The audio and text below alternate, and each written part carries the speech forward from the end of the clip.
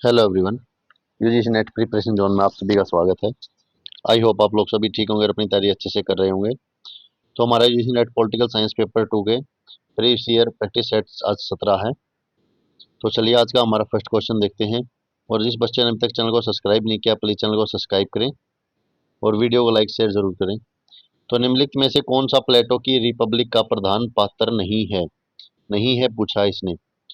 तो पॉलीमार्कस, प्रोटागोरस, एडिमेंटस या ग्लेकोन।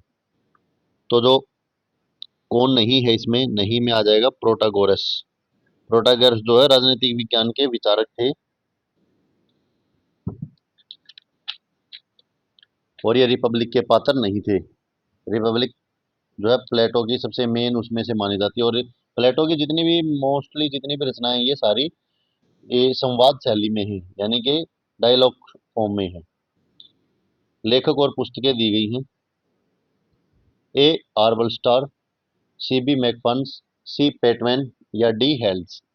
तो इसका मैच इट करते हैं कि किसकी कौन सी बुक किसके साथ है। तो ए आर्बल स्टार जो है, ए आर ब्लास्टर, ये करते हैं डेमोक्रेसी।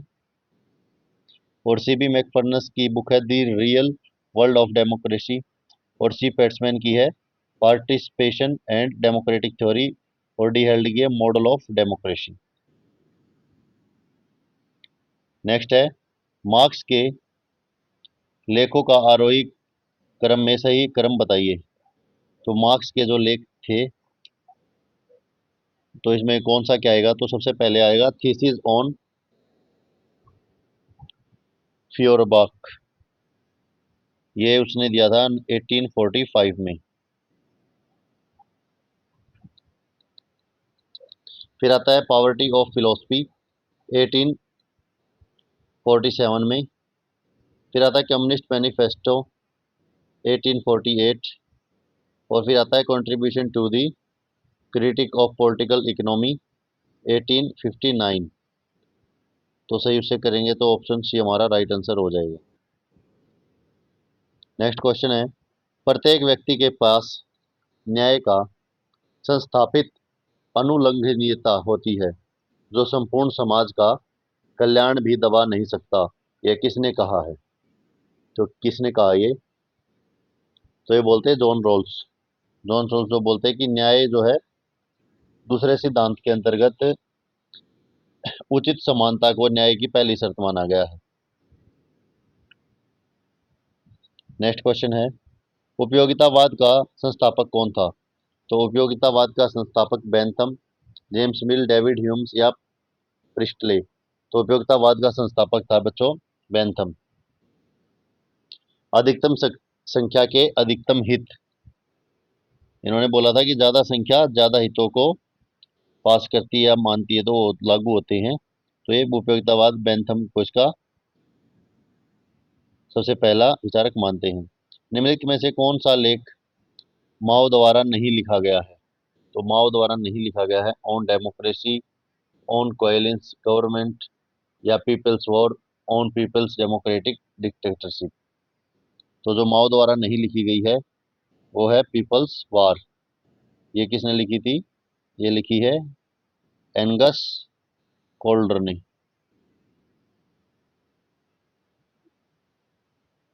नेक्स्ट है गांधी जी दक्षिण अफ्रीका क्यों गए थे। तो गांधी जी दक्षिण अफ्रीका क्यों गए थे, दक्षिण अफ्रीका में भारतीयों के नियंत्रण पर बार एट लॉ पढ़ने के लिए, गुजराती व्यापारी का केस लड़ने के लिए, परिवार के साथ दक्षिण अफ्रीका घूमने के लिए। तो गांधी जी अफ्रीका गए थे गुजराती व्यापारी का केस लड़ने के लिए। और ये किस पैर मुकदमे की जो पैरवी कब करी थी इन्होंने, 1893 में एक मुकदमे की पैरवी के लिए गए थे और यहाँ कम से कम 1 साल के लिए रहे थे। 1 वर्ष के लिए गए थे लेकिन रहे थे 22 साल।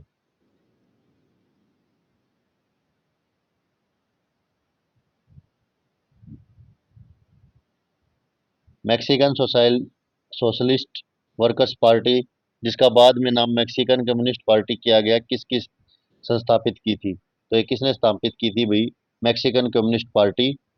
तो ये स्थापित की थी एम एन रॉय ने। और इन्होंने इसके अतिरिक्त 1940 में रेडिकल डेमोक्रेटिक पार्टी भी जो है स्थापना की थी रेडिकल डेमोक्रेटिक पार्टी की। नेक्स्ट क्वेश्चन है, लॉर्ड मिंटो ने सर्वाधिक खतरनाक व्यक्ति के रूप में वर्णन किसका किया था? तो सर्वाधिक खतरनाक व्यक्ति के रूप में वर्णन जो है लॉर्ड मिंटो ने किसका किया था? बीजी तिलक, अरविंद घोष, गांधी जी या सरदार पटेल? तो लॉर्ड मिंटो ने सर्वाधिक खतरनाक व्यक्ति के रूप में जो है अरविंदो घोष का परिचय के वर्णन किया था। अरविंदो घोष जो थे वह शासन के खिलाफ थे और बल और हिंसक साधनों का प्रयोग करके वकालत करते थे। निम्नलिखित में से किसने आभासी या कृत्रिम प्रेशर ग्रुप्स के बारे में बात की? तो यानी कि कृत्रिम या तो आर्टिफिशियल या नेचुरल जो भी प्रेशर ग्रुप थे, दबाव समूह थे, उनका वर्गीकरण जो किसने बात की उनके ऊपर? तो जॉन बोल्डन ने, आलमंड ने, मॉरिस ड्यूवर्स ने या वीओ की ने? तो ये जॉन बोल्डन करते हैं। नेक्स्ट है, सूची 1 और 2 से मिलाना। चिंतक हैं और विचार हैं। कार्ल मार्क्स, चार्ल्स जॉनसन, टेडगर और ब्रिटेन मूर।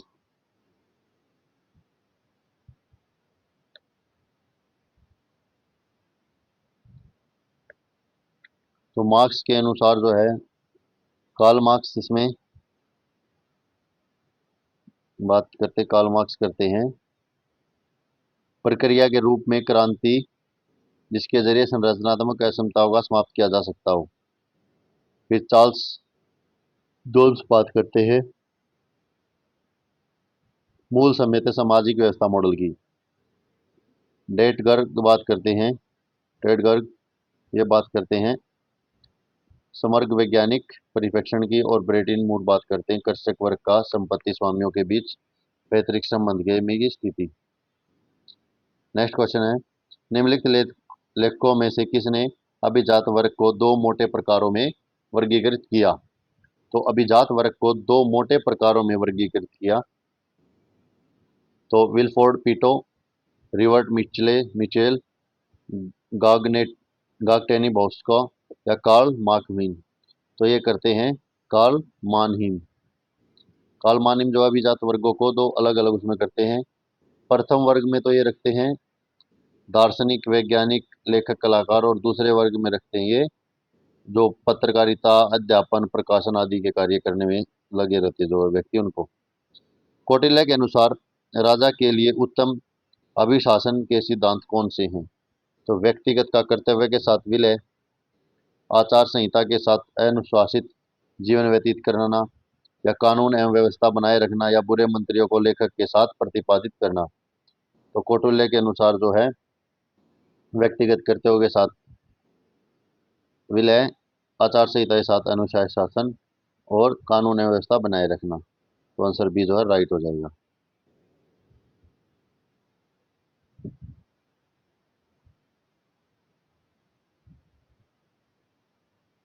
दो कथन दिए गए हैं। अभिकथन है, व्यवहारवादियों के लिए अस्पष्ट होने के बजाय गलत होना बेहतर था। व्यवहारवादियों के लिए अस्पष्ट होने की बजाय गलत होना बेहतर था।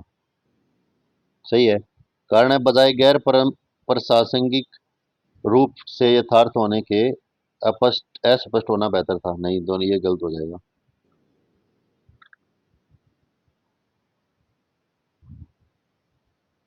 AFK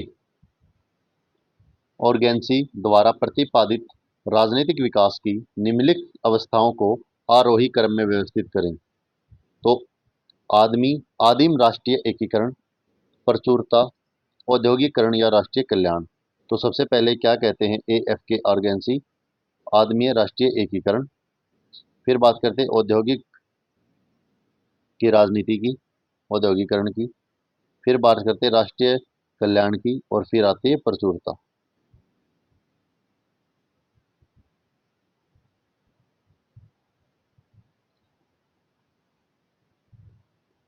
सरकार का प्रकार है और मुख्य गुण बताए गए हैं सरकार के। तो सैनिक शासन प्रणाली, वसंगत शासन और नकली लोकतंत्र और उदार लोकतंत्र। तो जो सैनिक शासन प्रणाली है वो बात करती है जबरदस्ती पर आधारित है। और वशंगत शासन प्रणाली जो है वो है आदर पर आधारित। और नकली लोकतंत्र जो है, नकली लोकतंत्र है उदार लोकतंत्र जैसे सांविधिक चुनाव, परंतु सत्ता अल्पतंत्र के हाथों में रहती है। और उदार लोकतंत्र है सरकार की प्रक्रिया में विस्तृत स्वैच्छिक सहभागिता। नेक्स्ट है आधुनिक समाज के में समाजीकरण की प्रक्रिया है। तो आधुनिक समाज में समाजीकरण की प्रक्रिया क्या है बच्चों? तो आधुनिक समाज में समाजीकरण की प्रक्रिया है विशिष्ट, सार्वभौम और यांत्रिक, आरोपणीय नहीं है। निम्नलिखित में से सर्वसत्यात्मक रूप की सरकार कौन सी नहीं है? तो सर्वसत्यात्मक रूप की सरकार कौन सी नहीं है? सैनिक सरकार, फासिस्ट सरकार, साम्यवादी सरकार या संसदीय रूप की सरकार। तो सत्यात्मक रूप की सरकार संसदीय रूप की सरकार नहीं है। नेक्स्ट है प्रतिस्पर्धात्मक व्यवस्था के अंतर्गत पार्टियों के दो मुख्य वर्ग हैं, टर्नओवर पूर्व हेजिमोनिक या वैचारिक के निम्नलिखित में से किसने तथा व्यवहारिक वर्गीकृत किया है? तो माइनरॉन, विनर और लापालोम्बारा, जे सालमेंट M Barber, Neil and McDonald या पीटर एच मर्कल। तो लोम्बारा एंड जो माइनर थे इन्होंने दो प्रकार की पद्धति बताई थी। एक तो प्रयोगी दल प्रणाली थी और अत्याधुनिक वैचारिक दल प्रणाली और फुलमूलक दल प्रणाली। नेक्स्ट है सूची 1 और 2 है पुस्तक और लेखक हैं। तो approach to the study of politics ये कौन लिखते हैं? ये लिखते हैं आर यंग। फिर है डायनामिक्स ऑफ मॉडर्नाइजेशन, ये करते हैं सी आई ब्लैक। फिर है इन्फ्लुएंसिंग वोटर्स, आर रोज। और study in politics development, J S. फिर है federal India A design for change नामक पुस्तक के लेखक कौन है? तो federal India A design for change पुस्तक के लेखक हैं रशीदुन रशीदुद्दीन खान।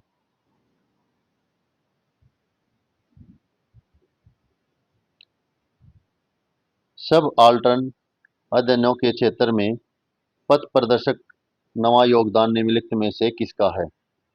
तो रामचंद्र गुहा, रंजीत गुहा, रजनी कोठारी, जेम्स मैनर। तो सब आल्टर्न अध्ययनों में के क्षेत्र में प्रत्यक्ष नुमा योगदान जो है रंजीत गुहा का है।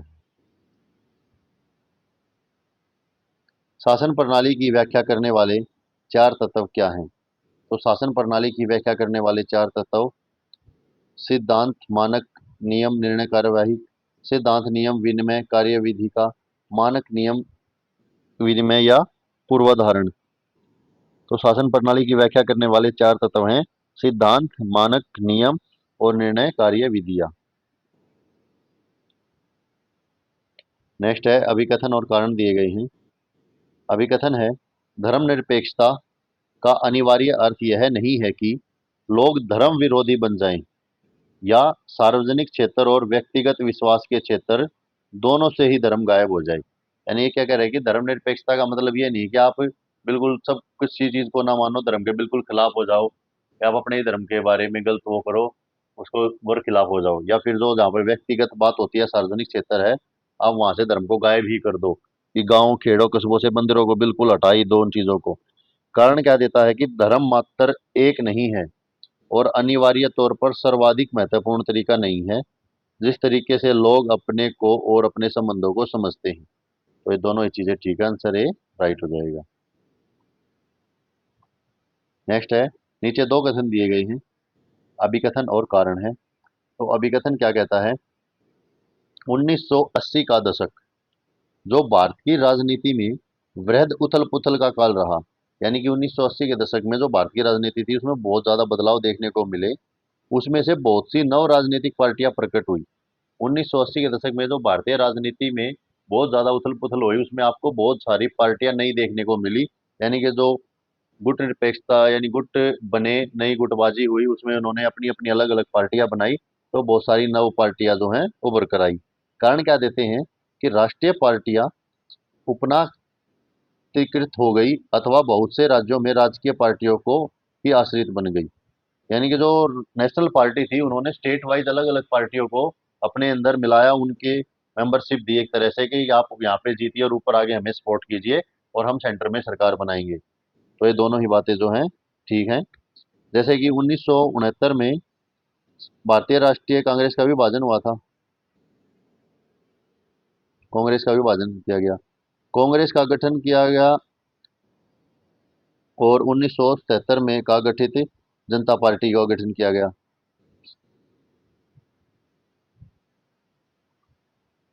और 1980 के मध्य तक जो है चार जनता पार्टियों में बट गई थी कांग्रेस। निम्नलिखित को उनके कालक्रम अनुसार व्यवस्थित करें। नेहरू समिति रिपोर्ट, भारत छोड़ो आंदोलन, नागरिक अवज्ञा आंदोलन या पूर्ण स्वतंत्रता की घोषणा। तो सबसे पहले क्या होता है, सबसे पहले नेहरू समिति की रिपोर्ट आती है वर्ष 1928 को। उसके बाद ये पूर्ण स्वतंत्रता की घोषणा कर देते हैं। ये देखो याद करने के थोड़ा थोड़ा तरीका होता है कि सबसे पहले नेहरू जी की रिपोर्ट आती है 1928 में, फिर पूर्ण स्वतंत्रता की घोषणा कर देते हैं ये रिपोर्ट आते ही 1929 में। और कहाँ पे करते हैं, मध्य रात्रि को रावी नदी के तट पर। उसके बाद नागरिक जो है अवज्ञा आंदोलन शुरू कर देते हैं घोषणा होते ही पूर्ण स्वतंत्रता की।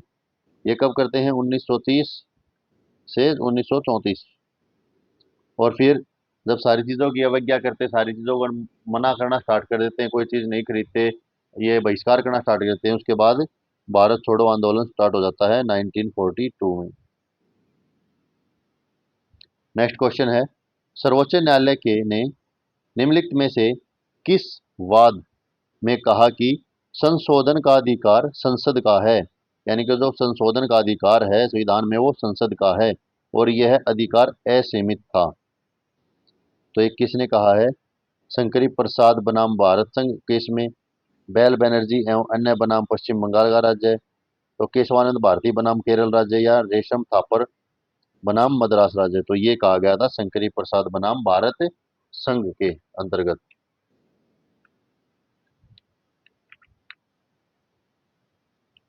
और शंकरी प्रसाद मामला किस वर्ष हुआ था, 1951 में।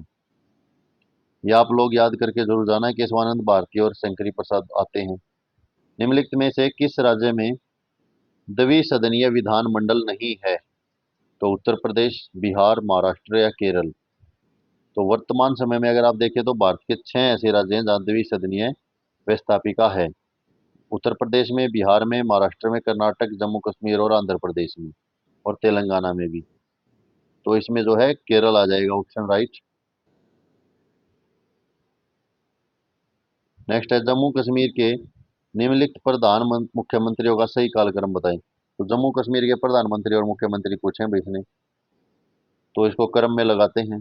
सबसे पहले कौन आते हैं, सबसे पहले शेख अब्दुल्ला हैं, तो ये सभी में दे रखा है इनको, ठीक है। इसके बाद बख्शी गुलाम मोहम्मद, फिर है शमसुद्दीन, फिर जी एम सादिक। सूची एक है, षड्यंत्रवाद है और दंडित क्रांतिकारी हैं। तो नासिकवाद 1909 से 1910, बनारस दास बनारसवाद 1916, ककोरीवाद 1924 और लाहौरवाद 1929 से 30। तो इसमें दंडित क्रांतिकारी को मैच करना है, तो नासिकवाद में 1909 से 10 में विनायक सावरकर, और बनारसवाद में हुए थे सचिदानंद सन्याल सान्याल। ककोरीवाद में थे राम प्रसाद बिस्मिल,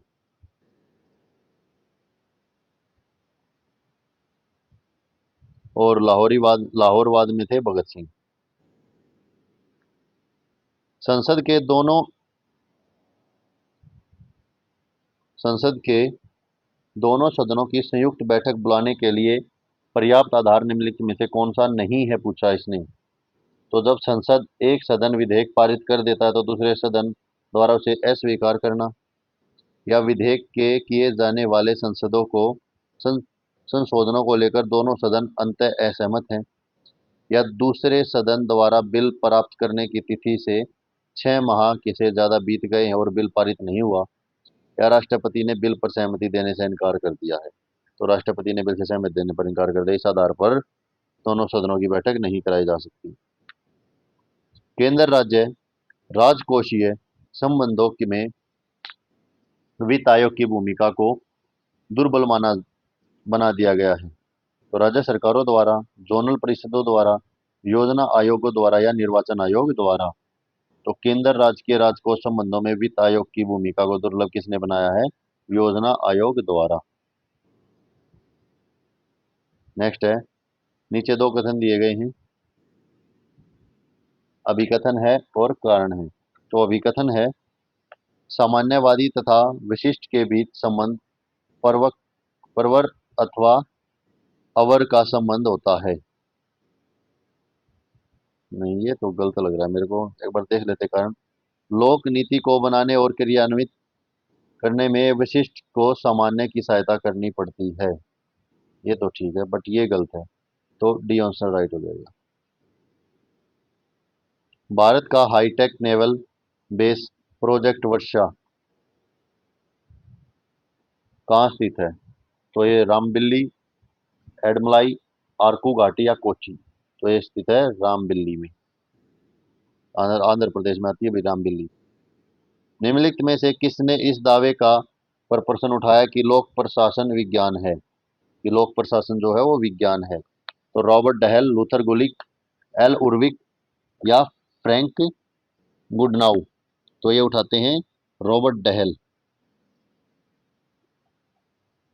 फिर है, वैज्ञानिक प्रबंध आंदोलन के संस्थापक जनक एफ.डब्ल्यू. टेलर ने एक सिद्धांत का प्रतिपादन किया जिसे इसकी वैज्ञानिक पद्धति समझा जाता है। तो सावधानीपूर्ण अवलोकन, प्रबंधकीय तकनीकें, सामान्यीकरण या उपरोक्त सभी।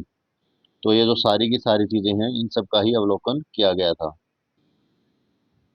लोक प्रशासन में के प्रबंधकीय दृष्टिकोण के समर्थक निम्नलिखित में से कौन नहीं है? तो लोक प्रशासन के प्रबंधकीय दृष्टिकोण के समर्थक साइमन साइमन ही नहीं है भाई, स्मिथबर्ग और गुलिक एंड्रीफेल तो हैं। सूची 1 को 2 से मिलान करना है। लाइन एजेंसियां, जनरल स्टाफ, विशिष्ट स्टाफ और व्यक्तिगत स्टाफ।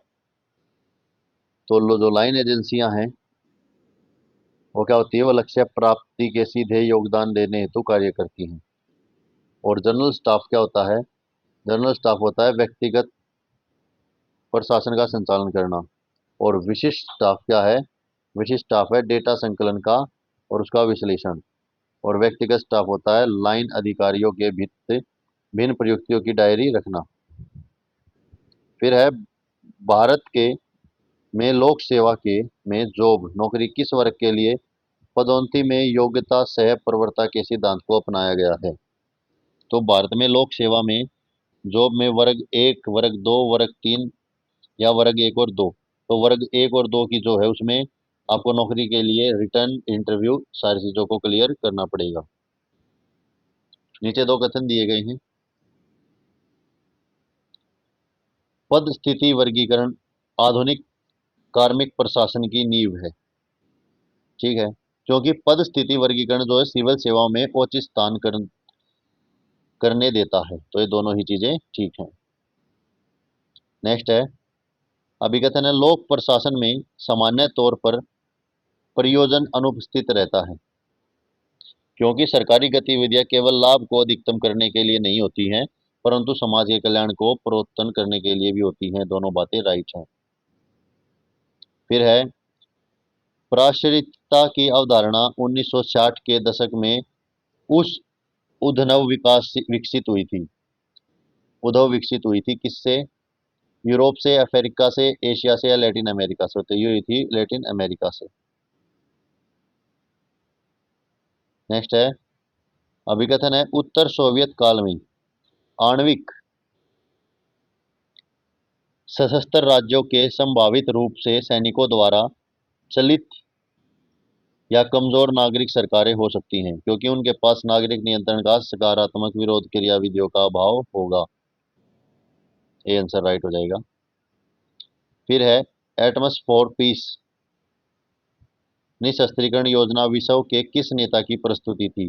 तो जवाहरलाल नेहरू, सुखदेव, आइजनहावर या कैनेडी। तो ये थी आइजनहावर की। कब दी थी? 1953 में राष्ट्रपति थे और उन्होंने अपनी शांति योजना के लिए ये सबसे निकाली थी। सूची 1 और 2 हैं, चिंतक हैं और अवधारणा है। William Cohen, Martin Shaw, Raymond ओरो और मेरी कॉल्डर। तो विलियम कोहेन जो बात करते हैं वो करते हैं सैनिक क्रियाकलापों में क्रांति, और मार्टिन शॉ करते हैं युद्धों का अभ्यास। रेमंड ओरो करते हैं अतिशयोक्तिपूर्वक युद्ध, और मैरी कॉल्डर नवीन युद्ध। अंतर्राष्ट्रीय क्रियाविधि के रूप में ग्लोब एनवायरमेंटल फैसिलिटी किसने सर्जित की है? विशेष रूप से विकासशील देशों में पर्यावरण संबंधी परियोजनाओं का निंदनीय करने के लिए। तो ये आईएमएफ ने, यूएनडीपी ने, यूएनपी ने या विश्व बैंक ने। तो ये की है विश्व बैंक ने। और ये कब की थी विश्व बैंक द्वारा? 1992 में। और रियो अर्थ सम्मेलन में हुई थी ये। निम्नलिखित संधियों को सही आरोही क्रम में लगाना है। तो यूएन चार्टर, पेरिस की संधि, वेस्टफैलिया की संधि या यूट्रेक्ट की संधि। तो सबसे पहले क्या होता है इसमें? सबसे पहले होता है इसमें बच्चों वेस्टफैलिया की संधि। ये कब होती है? 1648। फिर आता है यूट्रेक्ट की संधियां, ये होती हैं 1713 में। फिर आता है पेरिस की संधि, ये होती है 1783 में। और यूएन चार्टर आता है 1945 में। नेक्स्ट क्वेश्चन है, महिलाओं के आंदोलन को निम्नलिखित महत्वपूर्ण घटनाओं के आरोही क्रम में लिखें। तो Mexico city UN conference, Copenhagen UN conference, Beijing और नैरोबी। तो मैक्सिको सिटी यूएन कॉन्फ्रेंस होती है आपकी 1975 में।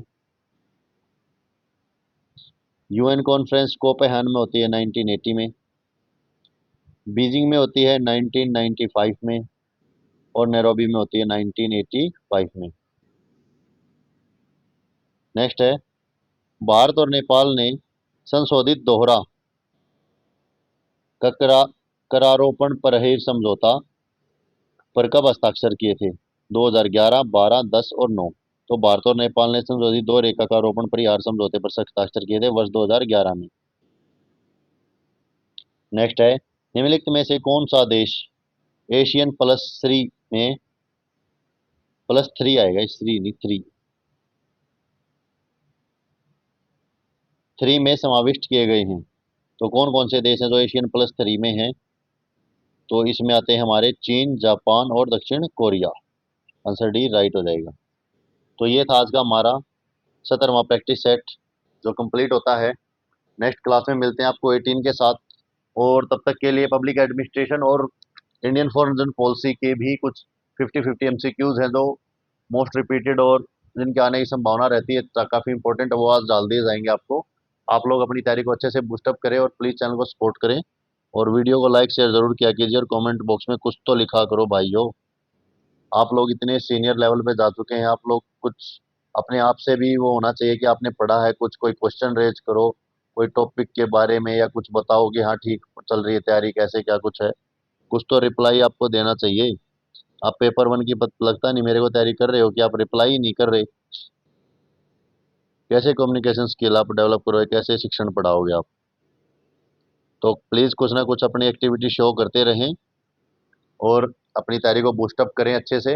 और जो फेक जो जितनी भी वीडियोस बनती हैं, एक डेट शीट डालने के साथ ही क्या पेपर कैंसिल होगा, क्या पेपर पोस्टपोन होगा, शेड्यूल ये होगा, उसके इलेक्शन के कारण ये चल रहा है, एनटीए ने ये नहीं किया, नई गाइडलाइन आ गई है, नया रूल आ गया है, ऐसा कुछ नहीं है। अपनी तैयारी अच्छे से करते रहो। जिस दिन पेपर होगा जो होगा आपको रोल नंबर एडमिट कार्ड का नोटिस आ जाएगा, आप नोटिस से अपना एडमिट कार्ड डाउनलोड करें, अपने सेंटर पे जाएं और अच्छे से अपना एग्जाम परफॉर्म करके आएँ। बट ये एक आपको एडवाइस रहेगी कि कॉपी पेन लेके बैठो, 15-10 दिन बचे हैं।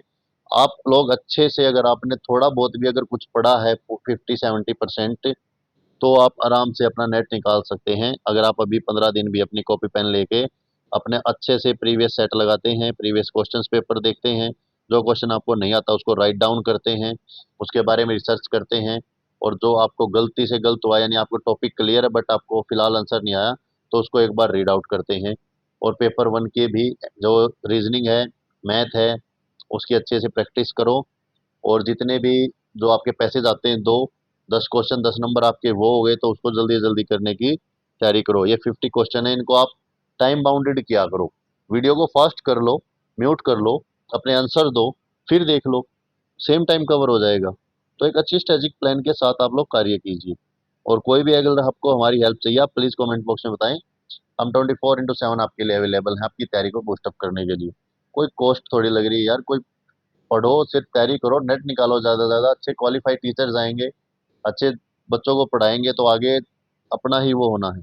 तो आप पढ़िए और चैनल को सपोर्ट करते रहिए। थैंक यू, आज की क्लास इतनी ही, कल फिर मिलते हैं।